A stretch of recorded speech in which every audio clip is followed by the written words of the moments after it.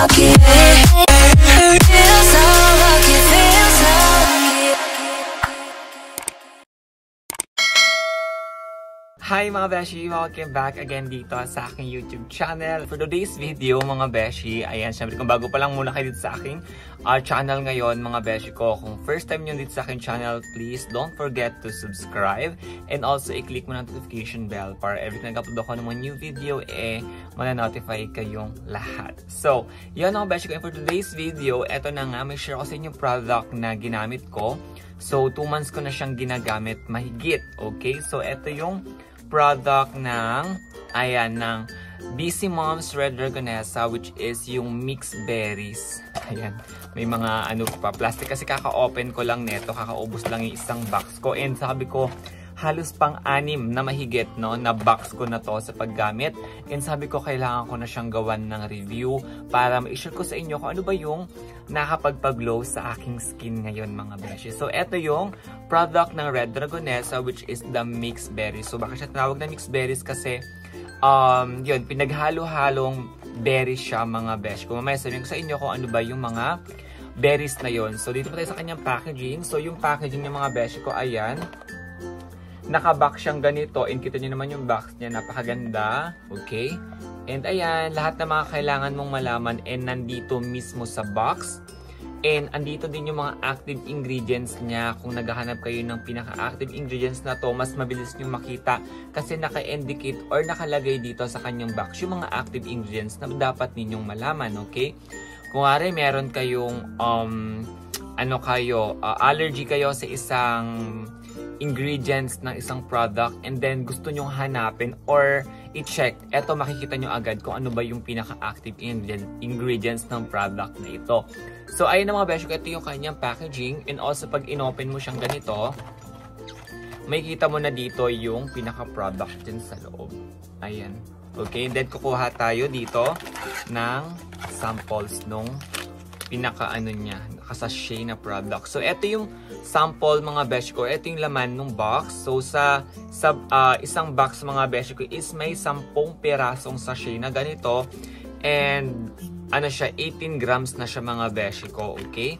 Then, ang price ng isang box ay 350 pesos. May 10 sachet ka na. So, it means, pang 10 days mo na siyang magagamit. Okay, mga beshi ko? So, ayan.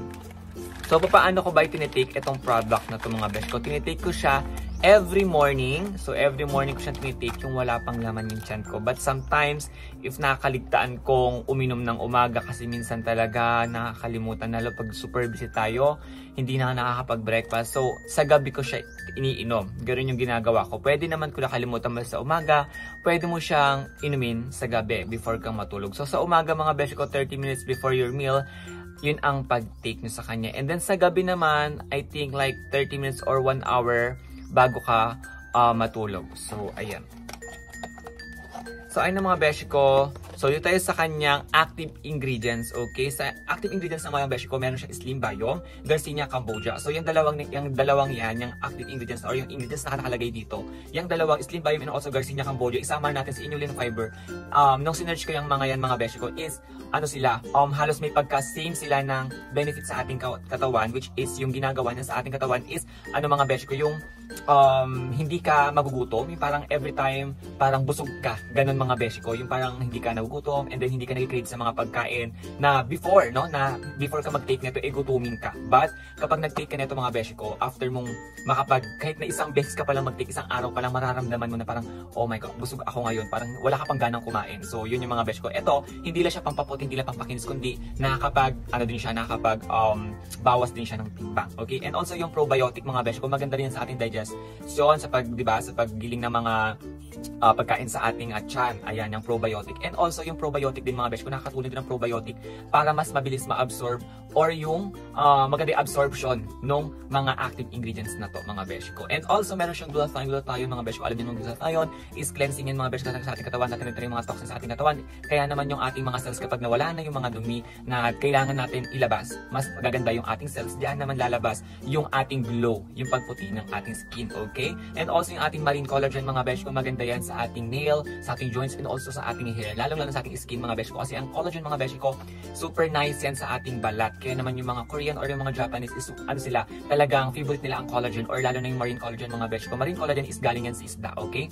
Sa fish yan galing mga beshi ko. Kaya naman yung skin kapag nagkatake ka na kung may mga marine collagen is nakaka-fresh, nakaka-glowing ng balat kapag mayroong marine collagen.